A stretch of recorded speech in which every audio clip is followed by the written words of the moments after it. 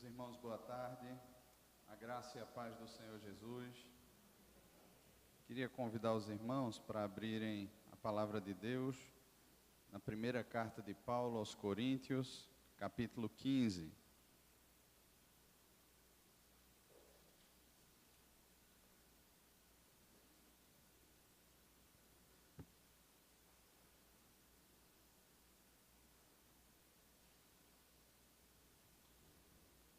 Primeira carta de Paulo aos Coríntios, capítulo 15.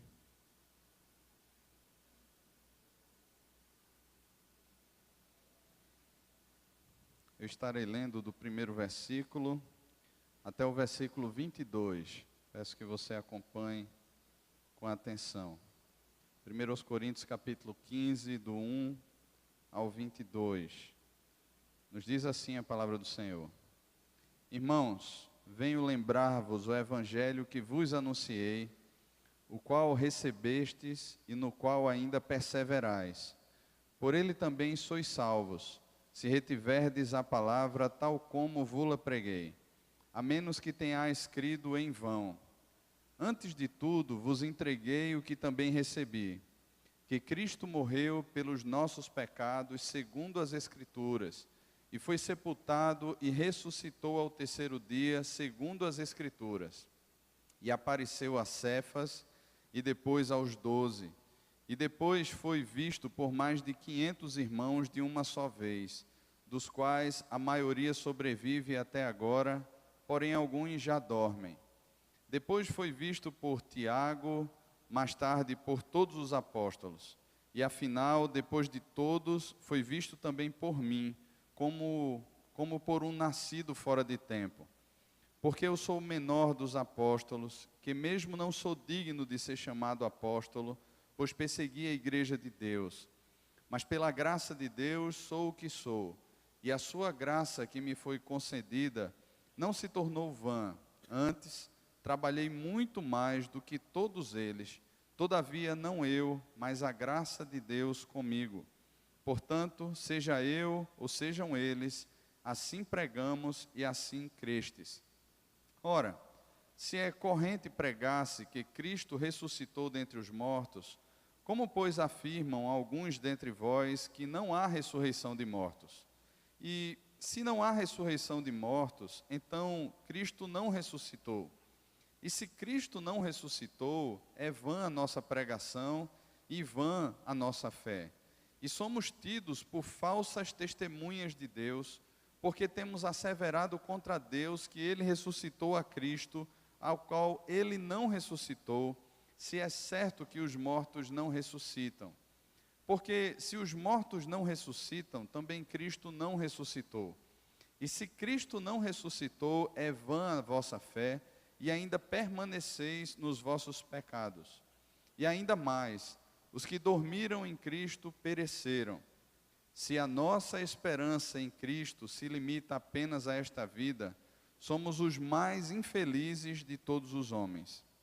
Mas, de fato, Cristo ressuscitou dentre os mortos, sendo Ele as primícias dos que dormem, visto que a morte veio por um homem, também por um homem veio a ressurreição dos mortos. Porque assim como em Adão todos morrem, assim também todos serão vivificados em Cristo Jesus. Amém. Vamos orar, irmãos? Senhor, pedimos aqui, Pai, por graça, por misericórdia, pela bênção do Senhor em conduzir a Tua palavra, que é fiel, que é verdadeira, que expressa o Teu caráter. Conduza a Tua palavra ao nosso coração, Senhor. Aplique a Tua palavra ao nosso coração, nos vença aqui nessa tarde, e que em nós o Senhor cresça, e que cada vez mais diminuamos, Pai, para que a glória seja a glória do Senhor, para que a vida seja a vida do Senhor, e que experimentemos, Pai, assim como já temos experimentado, em toda a sua profundidade e beleza, o poder da ressurreição que o Senhor usou para trazer Jesus dentre os mortos e que hoje opera em nós. No nome de Jesus. Amém. Meus irmãos, a igreja de Corinto, ela é conhecida por sofrer vários assaltos. Ela vivia crises como igreja, ela vivia crises enquanto organismo, como corpo de Cristo. E todas essas crises que a igreja experimentava, elas possuíam uma única raiz, que era fazer com que aqueles irmãos deixassem de perceber a unidade do corpo de Cristo e principalmente a fé no Senhor Jesus. A gente percebe que existiam guerras, brigas no meio deles, no que diz respeito aos seus líderes, a pastores que já haviam passado, a pastores que se tornaram grandes nomes, homens de Deus naquela igreja, mas ao mesmo tempo eles começaram, por conta de toda a sua bagagem mundana, a estabelecer que uns eram de Paulo, outros de Apolo, outros de Cefas e até mesmo os que eram de Cristo. Existia também uma briga enorme com relação aos dons espirituais, porque aqueles que eram dons considerados mais ordinários, algo mais simples, eram colocados como que uma segunda classe, enquanto que aspectos mais extraordinários eram colocados em um patamar mais elevado. E Paulo também confronta essa realidade, dizendo que o Espírito, ele distribui os dons como ele mesmo quer. Então é o Espírito quem opera o uso dos dons na igreja segundo a sua própria vontade, e não para a glória humana, mas para a edificação do corpo de Cristo, para a glória do nome de Cristo. Existiam aqueles que eram ricos, que eram abastados, que no próprio dia do Senhor, na festa ágape ou no domingo, quando eles se reuniam ali para passar aquele dia inteiro em celebração, aqueles que levavam os seus grandes banquetes, diferente daqueles outros que tinham menos condição, que levavam talvez ali algo requentado, algo pouco como comida, ou até mesmo nem tivessem condições de levar algum tipo de alimento. Aqueles mais abastados, eles se banqueteavam, eles participavam das suas refeições bem elaboradas, enquanto outros passavam fome. E isso era uma falta de discernimento no que diz respeito a ser corpo de Cristo. Porque a partir do momento em que nós somos íntimos em Cristo, a partir do momento em que existe uma comunhão nossa com Cristo e nossa também em termos interpessoais, a partir do momento em que temos essa compreensão, que cremos nisso de fato, o que é meu passa a ser seu também. E aquilo que é seu passa a ser meu. Nós passamos a partilhar dessa comunhão, dessa mutualidade, assim como existiu na igreja de Atos, logo no início, ali com Pedro, depois de pregar, e aqueles irmãos passarem a viver ali em comunhão. Uma unidade gerada pelo Espírito Santo estava sendo quebrada na igreja de Corinto, por causa de toda a sua infantilidade, que Paulo chama também de carnalidade, a sua imaturidade espiritual. Mas havia algo que era muito pernicioso, algo que era muito sutil e que começava de forma sorrateira a ser plantado como uma heresia no seio daquela igreja. Existem alguns comentaristas que trazem a ideia de que os saduceus, que eram um partido religioso da época de Jesus, que ainda existia nesses tempos aqui, de alguma forma, por não acreditarem na ressurreição dos mortos, os saduceus tiveram influência na igreja de Corinto.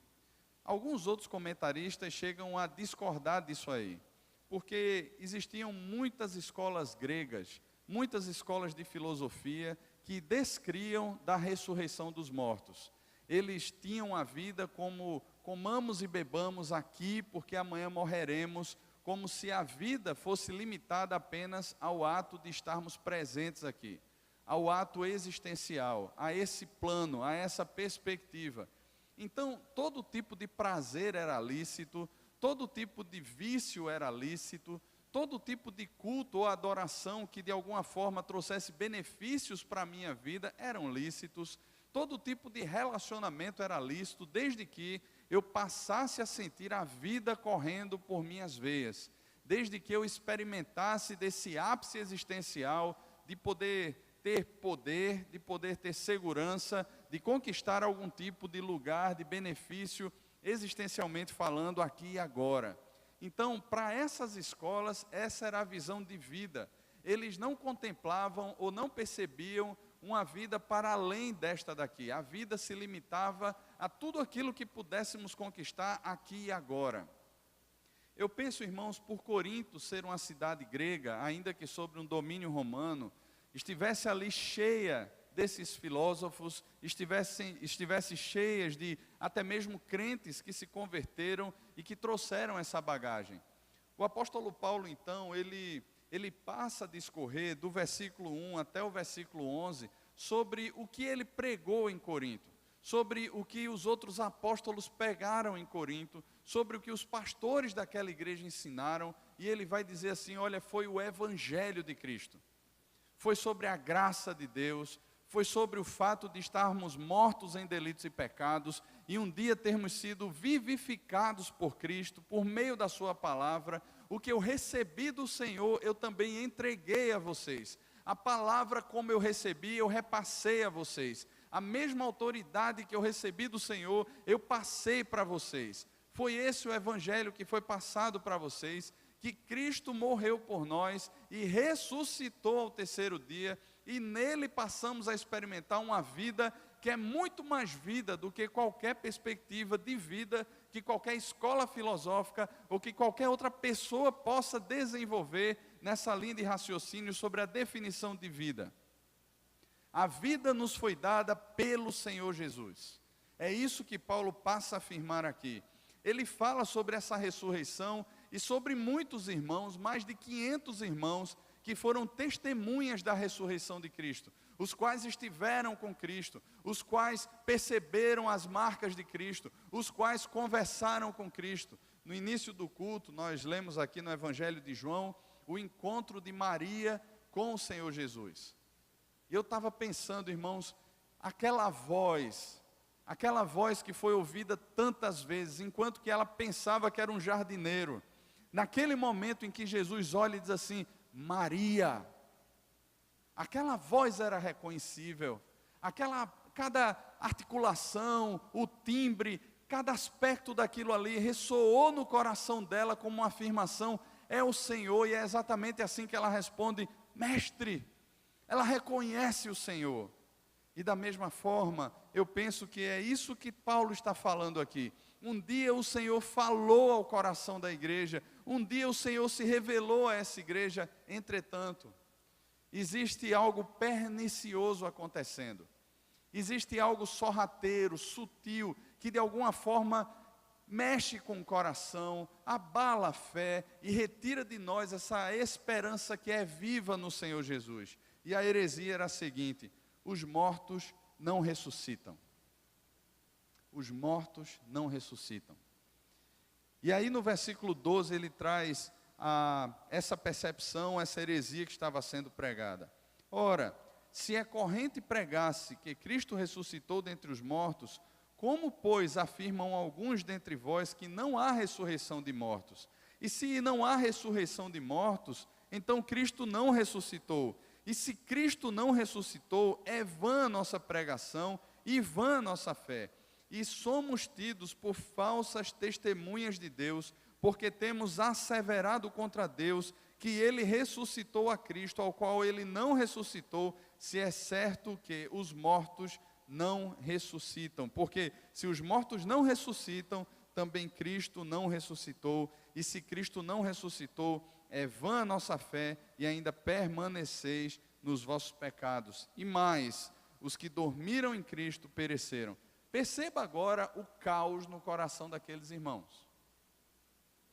Percebam a gravidade da afirmação de que Jesus não ressuscitou. Percebam como é grave isso. E eu penso, irmãos, que isso desestrutura completamente a fé. Se a base das promessas de Deus é a sua palavra, é o seu caráter, se a morte de Cristo é a satisfação, ou ela satisfez toda a justiça de Deus, a sua ressurreição é a garantia final de que todas as promessas de Deus, de que a justiça de Deus, ela foi totalmente satisfeita, de que todas as promessas de Deus, elas têm de fato o sim no Senhor, como Paulo afirma na segunda carta que ele escreveu à igreja de Corinto. A ressurreição de Cristo, ela tem todo esse poder de reafirmar a fé, de garantir a fé. É por meio da ressurreição de Cristo que nós experimentamos a vivificação, porque nós estávamos mortos em delitos e pecados, e como Paulo escreve em Efésios, no capítulo 1 ainda, ele diz que o mesmo poder que Deus usou para ressuscitar Jesus dentre os mortos, esse mesmo poder opera naqueles que creem. Porque, irmãos, nós fomos ressuscitados também de uma morte espiritual, e seremos ressuscitados, caso o Senhor volte bem depois da nossa morte, nós seremos ressuscitados, assim como os mortos ressuscitarão em Cristo. Porém, a crença na não ressurreição dos mortos, ela desconstrói completamente a fé. Então, poderíamos ter ali crentes que estavam na igreja agora, questionando o fato de estarem na igreja. A caminhada com Cristo, a caminhada devocional, a caminhada ministerial, ela perdeu completamente o sentido, ou perderia completamente o sentido. Porque se Cristo não ressuscitou, se os mortos não ressuscitam, por que é que nós estamos aqui? O que é que nós estamos fazendo aqui? Do que é que vale eu me guardar para o casamento? Do que é que vale eu tentar um caminho de justiça com aqueles que trabalham comigo, ou nos locais em que eu estou inserido? De que é que vale? De que é que vale eu falar a verdade e pagar o preço de falar a verdade, e muitas vezes ser mal interpretado, e muitas vezes até ser condenado pelos homens por estar tratando com transparência e verdade? De que é que vale tudo isso? Será que não é melhor, de alguma forma, eu buscar um caminho para me garantir aqui, para ter segurança, para ter conforto? Será que não é melhor o caminho do adultério? Será que não é melhor o caminho do homossexualismo? Será que não é melhor o caminho das drogas? O que é que custa? Se Cristo não ressuscitou, qual é o valor de nós estarmos aqui? Qual é o valor de estarmos aqui, ensaiar e suar, e muitas vezes conviver com as crises, com as questões relacionais dentro de um ministério, e muitas vezes nos atarefarmos, e muitas vezes querermos ficar em casa com a nossa família, e virmos para a igreja porque temos um compromisso? De que é que vale tudo isso? De que é que vale eu abrir a minha casa para receber pessoas e absorver demandas da minha vida? De que é que vale eu sofrer pelo outro? Qual o benefício disso?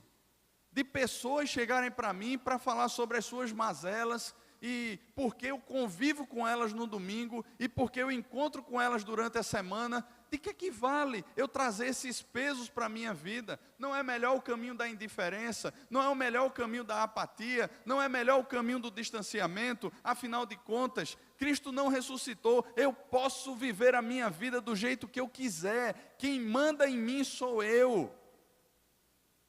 De que vale eu abrir o meu coração para ser tratado por você? Para deixar você ser instrumento na mão de um Deus que eu tenho asseverado, que eu tenho dito que Ele ressuscitou Jesus, e ao mesmo tempo tenho me tornado réu diante dEle, porque eu tenho mentido contra a santidade dEle, afirmando uma coisa que não aconteceu. De que vale tudo isso? De que vale? Talvez o melhor agora fosse que aquele bar continuasse aberto aqui na frente, e a gente saísse daqui agora todo mundo, e fosse lá encher a cara. De que vale estar aqui? De que vale sermos fiéis? De que vale? Por que eu não dou vazão a todos os meus desejos? Por que eu não busco a minha própria vontade? De que vale permanecer, se o fundamento da nossa fé, ele se esvaiu?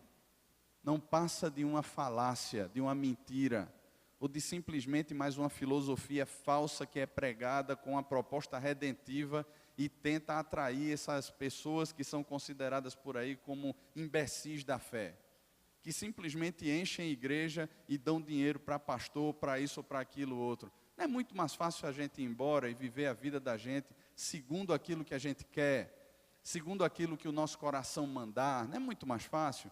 Você que é jovem, que está namorando, não é muito mais fácil você sair daqui para ir para um motel com sua namorada e aproveitar esse tempo, essa juventude toda? De que é que vale nós permanecermos? De que é que vale? Perceba, irmão, o fato de desconstruirmos a ressurreição de Cristo, ela aniquila completamente a viva esperança e o poder da ressurreição que nos fez novas criaturas. Ela aniquila completamente a nossa filiação em Cristo, ou por meio de Cristo. Ela aniquila completamente qualquer possibilidade de relacionamento com Deus, porque não existe mais razão para permanecermos aqui. Então o que estava sendo destruído ali agora era a própria fé. Não era apenas a igreja como instituição, porque de alguma forma a gente continuaria se reunindo. Afinal de contas, muitos aqui desenvolveram já relacionamentos e continuariam se encontrando, partilhando de alguma coisa ou de outra coisa. Entretanto, estaria destruída a nossa fé. Só que, irmãos, eu penso e sinceramente, cada dia que se passa eu tenho visto mais isso. O que a gente percebe é que, ainda que a gente creia em tudo isso, não na não ressurreição dos mortos, mas na ressurreição, a gente prega sobre a ressurreição de Cristo, mas é tão comum, irmãos, todas essas perspectivas que eu falei, que eram as afirmações daqueles filósofos ou daqueles incrédulos que tentavam plantar as heresias dentro da igreja, todas essas afirmações, por mais mentirosas que elas sejam, ou por mais mentirosas que fossem, e são nos nossos dias também, de alguma forma elas acabam atraindo o coração de muitos.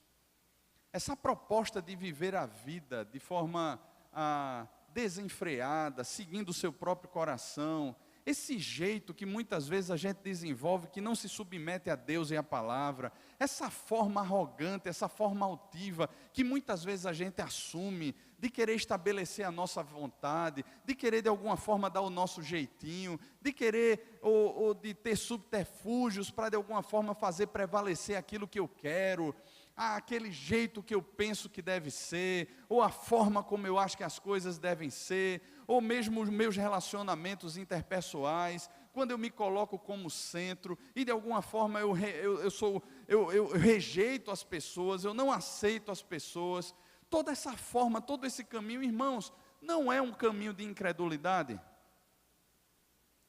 Quando eu estou muitas vezes ali e justifico as minhas quedas por causa dos meus hormônios, ou por causa da TPM que alguém venha passar, e por isso eu respondi assim ao marido, e por isso eu fiz assim no trânsito, é porque eu estou muito estressado e é por isso que eu agi assim. Esse jeito que a gente tem de justificar o pecado por meio da injustiça do nosso coração, irmãos, isso não revela essa incredulidade, e ao mesmo tempo não é como se a gente estivesse afirmando, não com os lábios, porque talvez a gente não tenha coragem de fazer isso, mas com a própria expressão da vida, que Cristo não ressuscitou.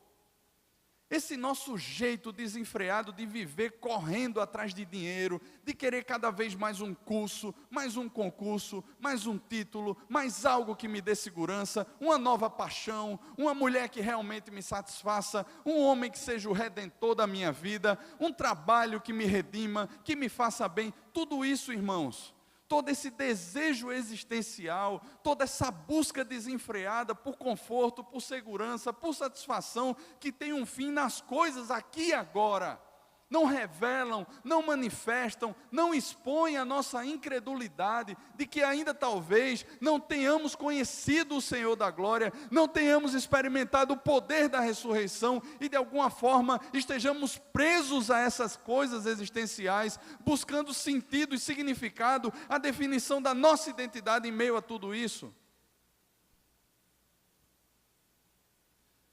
Parece que temos um problema grave, irmãos. Alguns chegam a afirmar que nós vivemos um ateísmo prático. Nós não somos ateus confessionais. Nós decoramos teologia sistemática. pessoas que sabem falar de cor a confissão de fé, os catecismos, pessoas que conhecem de frente para trás, de trás para frente, todo tipo de teologia. Eu não estou desprezando nada disso, não estou afirmando que essas coisas são ruins. Entretanto, irmãos, parece que tudo isso fica aqui. A gente sabe de cor. É gente que muitas vezes diz assim, olha, eu sei que eu devo perdoar, mas não perdoa. E se justifica atrás do seu egoísmo. É gente que diz assim, eu sei que eu preciso amar, e afirma essas coisas, mas não ama. É gente que crê na justiça de Deus e ao mesmo tempo vive como um injusto sobre a terra. Não é justo com os seus impostos, não é justo com os seus funcionários, não é justo com a esposa. E essas são expressões práticas de atos realizados por Cristo na cruz, que se expressam, irmãos, por nossa boca em meio à pregação, mas que se expressam também com a nossa vida, de forma prática. E as pessoas percebem que Cristo está em nós, porque o viver que agora temos, vivemos numa viva esperança, num Cristo que morreu e ressuscitou, e que me faz experimentar essa vida verdadeira. Limitamos todas essas coisas ao campo do conhecimento, e não as praticamos. Jesus, quando fala, ou quando termina lá o Sermão do Monte, ele diz uma coisa muito importante, irmãos. Ele diz assim, quem ouve as minhas palavras e pratica, é comparado a um construtor prudente que edificou a sua casa sobre a rocha. Mas existem muitos que ouvem e não praticam. E eles são comparados a um construtor imprudente que constrói a sua casa sobre a areia. Irmãos, a fé não é algo simplesmente lógico. É claro que ela é lógica. Mas é uma lógica do coração que transforma a nossa vida. Porque o que experimentamos agora é o poder da ressurreição de Cristo. Experimentaremos no dia em que nós morrermos e quando o Senhor Jesus voltar, nós ressuscitaremos com um corpo incorruptível. E Paulo afirma aqui que a morte já foi vencida. E ele pergunta onde está a morte, a tua vitória, onde está a morte, o teu aguilhão. Ele pergunta porque tragada foi a morte pela vitória de Cristo. É claro, irmãos, que nós cremos na ressurreição, mas já experimentamos agora essa ressurreição. Ela não se resume a uma promessa futura, mas nós já experimentamos agora uma nova vida, a paz com Deus, a paz com os nossos irmãos, a paz com a criação, essa shalom de Deus já experimentada hoje, agora.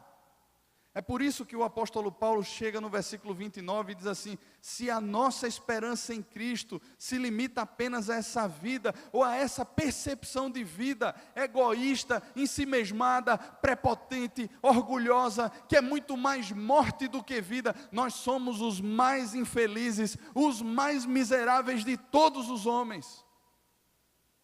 Irmãos, se a nossa esperança se limita a uma mudança de governo, se a nossa esperança se limita a uma mudança de plano econômico, se a nossa esperança se limita, se reduz a uma mudança de país, se a nossa esperança se limita ou se reduz ali a uma transformação dentro da nossa casa, irmãos, nós somos os mais infelizes de todos os homens. Ainda que a gente possa experimentar bênçãos, momentos bons, como governantes bons, não deve estar neles a nossa esperança. Jamais, irmãos. Isaías, no capítulo 40, ele fala que os jovens se cansam e se fatigam. E por que eles se cansam e se fatigam? Eles estão no auge da sua força. De alguma forma, eles olham para a força do braço, eles olham para a sua musculatura, eles olham para todo o potencial que eles têm e dizem assim, eu posso. Mas eles se cansam, eles se fatigam, porque eles colocam nele a sua esperança. Mas ele vai dizer, aqueles que esperam no Senhor. Eles renovam as suas forças, eles sobem com asas como águias, eles correm e não se cansam, eles caminham e não se fatigam, porque colocaram a sua esperança no Senhor. Ou como Paulo afirma em Romanos, no capítulo 5, que Abraão creu e esperou contra a própria esperança, porque ele creu nas promessas de Deus, ele creu em Deus, e é essa vida, irmãos, se a limitação da nossa vida em Cristo, como essa teologia existencialista da prosperidade prega, não, eu dou 100 para receber 1000, eu sou cabeça, não sou cauda. Algumas pessoas aí, eu estava conversando com uma pessoa essa semana, ele estava dizendo assim, não, a proposta é o seguinte, Cristo sofreu, mas o Espírito Santo é o Espírito do poder, que me dá poder para vencer, e é por causa do Espírito que eu posso declarar, eu posso colocar as minhas vontades, os meus sonhos, porque é o poder do Espírito Santo, e eu posso andar sobre as águas, e eu posso isso e aquilo, e eu posso dizer amém para o terreno, para a casa que eu vou construir, para o carro que eu quero ter, para a vida que eu quero ter, porque é o poder do Espírito, não é mais Jesus, Jesus já é passado, Ele veio para sofrer e sofreu, os apóstolos vieram para sofrer e sofreram, mas o Espírito quer que eu tenha a vitória, e a vitória aqui agora. Irmãos, onde é que nós encontramos isso na Escritura Sagrada?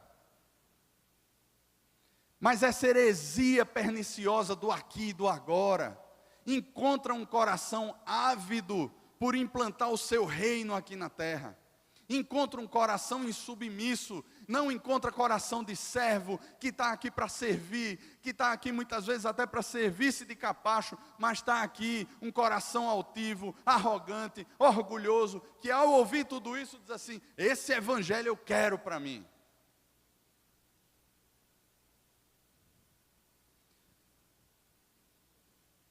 Eu acho linda a história de Pedro, mas quando eu olho a história de Paulo, eu fico pensando, irmãos, esse homem não estava mais aqui. Ainda que ele caminhasse sobre a terra, ele não estava mais aqui. Porque as afirmações que Paulo faz, elas são muito profundas.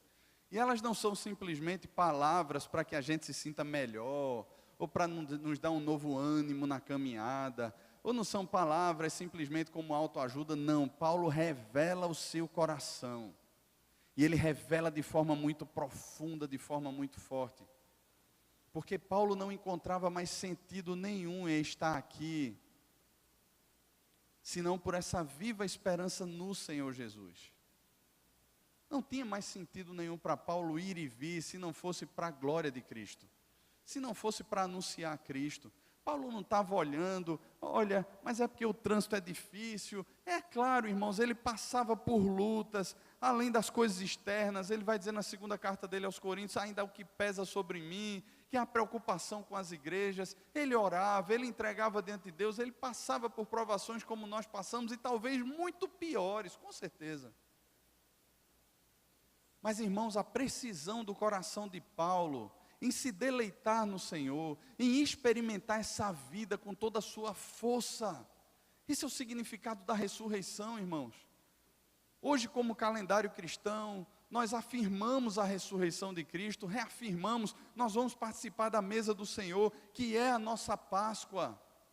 Jesus, naquela festa da Páscoa, quando ele estava lá com seus discípulos, eles estavam lá como judeus, lembrando, porque aquilo ali deveria ser como um memorial perpétuo, no meio daquela, comendo aquele cordeiro, comendo aqueles pães asmos, ali naquele momento Jesus toma o pão, dá graças e diz, olha, essa é a minha carne que é partida por vós, este é o cálice da nova aliança que é derramado por vós, fazei isso todas as vezes que vos reunires em memória de mim. Jesus está instituindo ali, irmãos, que a nossa Páscoa agora é essa, é a mesa da vida, é a celebração da vida sobre a morte, é a celebração de um Cristo que é vivo, fazei isto todas as vezes em memória de mim, porque todas as vezes que vocês comerem o pão e tomarem o cálice, vocês anunciam a morte do Senhor até que Ele venha. Nós temos uma viva esperança, irmãos, nós cremos no Senhor que é vivo, que é presente no nosso meio e que um dia virá nos buscar. Nós cremos numa cidadania que não é apenas um título eleitoral ou uma identidade que você tirou aí na sua cidade quando você era pequenininho ou já maior. Muito mais do que isso, irmãos, nós temos uma identidade, uma cidadania, uma pátria que é celestial, irmãos. Nós temos um reino eterno, fazemos parte dele. Essa nossa viva esperança deveria já encher o nosso coração agora e transformar a forma como nos relacionamos, a forma como enxergamos a política, a forma como enxergamos a nossa cidade, a forma como enxergamos a vida, irmãos, porque essa é a vida da ressurreição. É uma nova interpretação que é nos dada agora por meio da morte e ressurreição de Cristo. Não vivemos mais para nós mesmos, mas a nossa vida foi substituída naquela cruz. Ele tomou a nossa morte, Ele tomou todo o nosso pecado e nos deu do que era seu, nos deu da sua vida, nos deu da sua visão, nos deu do seu coração, nos deu as suas chagas, de modo que, como Paulo afirmou, eu completo em mim o que resta das aflições de Cristo. Essa identificação profunda com o Senhor Jesus, irmãos, nos foi dada por meio da morte e da ressurreição de Cristo. A vida passou a operar dentro de nós. Não mais eu vivo, mas Cristo vive em mim. Ele define a minha vida. Ele define a minha visão. Ele define o meu caminho. Ele define os meus sonhos. Ele define as minhas vontades. É Cristo. E do versículo 20 em diante, Paulo diz: mas de fato Cristo ressuscitou dentre os mortos, sendo Ele as primícias dos que dormem, visto que a morte veio por um homem, por Adão, por um homem também por um homem veio a ressurreição dos mortos, porque assim como em Adão todos morreram, assim também todos serão vivificados em Cristo Jesus. Experimentarão dessa nova vida em Cristo Jesus. Meus irmãos, que possamos experimentar aqui, por causa de Cristo, dessa viva esperança no Senhor, essa vida mais que abundante, que não só enche a nossa mente, que enche o nosso coração, e que é extravasada agora, das formas mais simples, nas nossas escolhas mais simples, as mais complexas, nos nossos relacionamentos mais corriqueiros, aos mais distantes também, aqueles que a gente tem pouco contato, no nosso trabalho, na faculdade, na escola, onde estejamos inseridos. Que a vida de Cristo, que esse poder da ressurreição se manifeste, irmãos, se manifeste. Há uma ardente expectativa na criação, que é pela revelação dos filhos de Deus. A própria criação tem essa ardente expectativa. Que os filhos de Deus se levantem, se manifestem, se revelem, expressem essa nova vida da ressurreição, que foi conquistada na morte e na ressurreição de Cristo. Se por Adão veio a morte, por ele veio a vida. E nós somos vivificados para uma viva esperança no Senhor Jesus. Vamos orar, irmãos? Queria já convidar os presbíteros para virem aqui à frente, para nos auxiliarem na distribuição dos elementos da mesa do Senhor.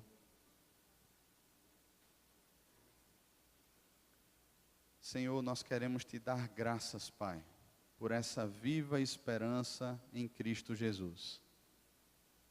Nós queremos te dar graças, Pai, porque isto não é utopia, mas essa é uma realidade presente no nosso coração. Não podemos conter, Pai, aquilo que enche o nosso coração. Nem a nossa boca, nem os nossos atos podem conter a vida que o Senhor mesmo nos deu. Por isso, Pai, que levantem aqui homens e mulheres de Deus para viver a vida da ressurreição. Senhor, tira de nós toda a velha roupa que a gente insiste em usar, todo esse mau cheiro, esse cheiro de morte que muitas vezes a gente quer usar como perfume, tira de nós, Senhor. Que a gente expresse, Pai, a beleza de Cristo, das coisas mais simples, Pai, as mais profundas, as mais complexas. Senhor, nos toma aqui nessa tarde, quando participamos da Tua mesa, que nós queremos ser um meio de graça, pelo qual o Senhor nos abençoe espiritualmente. Senhor, que a Tua vida promova a vida no nosso coração, Pai. No nome de Jesus, Pai, no nome de Jesus. Amém.